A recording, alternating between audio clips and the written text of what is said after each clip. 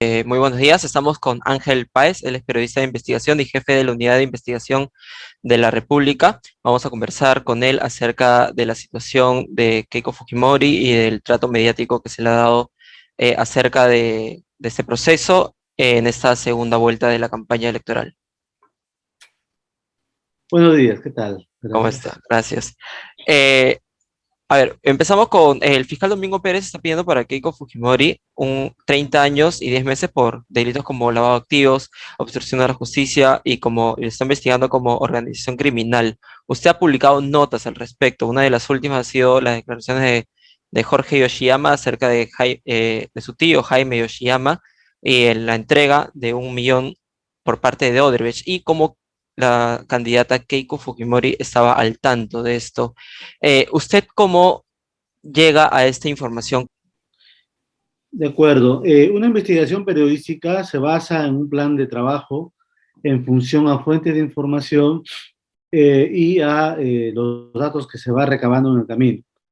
Esta investigación sobre el caso de Keiko Fujimori no empezó en estas elecciones. Este caso empieza muchos años antes. Hay que tomar en cuenta que en la República nosotros desde la campaña del año 2011 iniciamos la investigación y lo primero que encontramos fue una contradicción entre lo que declaró la candidata Keiko Fujimori, que aseguró que su campaña, entre otras cosas, estaba financiada por una rifa. Nosotros demostramos documentalmente que eso era falso. Bueno, entre otras cosas. Luego, en la campaña del año 2016, encontramos, antes que estallara el caso Odebrecht, antes que apareciera el fiscal Pérez y todo lo que se conoce, descubrimos falsos aportantes, ¿no? Los entrevistamos, los documentamos y grabamos, y ellos decían que aparecían en las declaraciones de financistas o de aportantes en la campaña que muere el año 2016, y no era verdad, ¿no? Entonces, estos dos casos, año 2011 y 2016, ya nos marcaron un patrón de conducta de presuntas irregularidades en la declaración de gasto de campaña de la candidata. Hasta que el año 2016, públicamente, se sabe que por un acuerdo entre las autoridades de Estados Unidos y Brasil, que la empresa Odebrecht reconoce pago de sobornos de una serie de obras públicas en el Perú. Y a raíz de esa investigación, en Brasil, que habían pasado en 2014, se encuentra en el teléfono celular del señor Marcelo Odebrecht una serie de mensajes, y había una que decía claramente, ¿no? Relacionada a que a Keiko Fujimori había que darle $500,000 más. Allí la fiscalía interviene y se refería, como después se sabrá, a un aporte clandestino, ilegal, no declarado de Keiko Fujimori de $1 millón. Cuando apareció esa información y cuando el partido Fuerza Popular era la mayoría en el Congreso, se obstruyó, se torpedeó, se manipuló y se buscó la destitución de los fiscales a cargo del caso, ¿no? El fiscal Vela y el fiscal Pérez, y lo lograron con este fiscal de la Nación, Pedro Chávarri, pero momentáneamente, ¿ya? Porque hubo una intervención allí y restituyeron esos cargos a estos fiscales que están investigando años, que no aparece en el contexto de las actuales elecciones y que corresponden a una estrategia investigativa, ¿no? Una investigación no concluye hasta no encontrar las evidencias de responsabilidad, y es en ese contexto que se han publicado durante las últimas semanas una serie de reportajes relacionados a los hallazgos que ha encontrado la Fiscalía, porque vuelvo a repetir, esta investigación empieza por hallazgos propios de la Unidad de Investigación de la República. Ningún fiscal ni ninguna otra autoridad le entregó esa información al diario. Y dentro de lo que significa los parámetros de lo que significa una investigación periodística, esta debe empezar por información propia de los periodistas. Y así arrancamos. Y en todo este proceso, usted me comenta que inició ya hace varios años. Entonces, Usted ha tenido que conversar con muchas personas, ha tenido que revisar muchos papeles, ¿ha encontrado algún tipo de obstrucción para poder acceder a esta información? En este tipo de investigaciones criminales, evidentemente, hay distintas formas de presión, obstrucción y de amedrentamiento. Por supuesto, claro que sí. La propia candidata ha dicho, amenazó con denunciarnos penalmente por supuestamente filtrar información de la fiscalía, porque según ella se trata de una investigación reservada. Es cierto, pero la señora cree que nosotros estamos en concordancia con las autoridades que están investigando el caso, y eso es absolutamente falso. Nosotros tenemos fuentes completamente diferentes, a nosotros no nos regala la información ninguna autoridad, tenemos nuestros propios canales de información, como está demostrado cabalmente, y sin lugar a dudas, ¿no? En este proceso se reciben todo tipo de presiones para impedir, este, diferir y evitar que salga la información. Pero lo cierto es que en las actuales circunstancias ha quedado demostrado que nosotros en la Unidad de Investigación de la República y el diario en sí es uno de los propios medios de comunicación que sigue la investigación. No obstante, esta señora está en la segunda vuelta y podría ser elegida jefe de Estado. Y nuestro caso no se define por preferencias de uno u otro candidato. Nosotros seguimos la experiencia de otras campañas electorales. Hay que recordar que cuando los periodistas del diario Washington Post investigaban el famoso caso Watergate, el presidente Richard Nixon estaba postulando la reelección. A pesar de todas las cosas que habían encontrado los periodistas, Richard Nixon fue reelegido con una altísima votación, ¿no?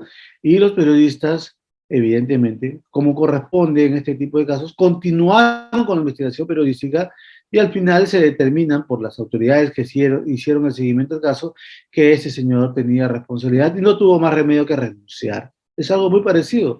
En realidad, que salga o no la señora Fujimori elegida, no va a alterar nuestra estrategia investigativa. Nosotros vamos a continuar, ¿no? Como corresponde hasta que este caso se resuelva. Y respecto a esto de estar publicando notas, lo hemos visto en algunos medios que siguen con la investigación, siguen publicando acerca de este proceso que ya está en la siguiente etapa, ¿no? Ya pasó a la etapa de acusación formal por parte de Domingo Pérez y la Fiscalía. ¿Usted considera que hay una prensa que está parcializada y que no está informando de manera debida este proceso a consecuencia de la segunda vuelta? Efectivamente, si haces un recuento de la cobertura de este caso en los años 2017, 18, 19 y 20, te vas a dar cuenta que una buena parte de los medios de comunicación estaban haciendo una cobertura muy pormenorizada.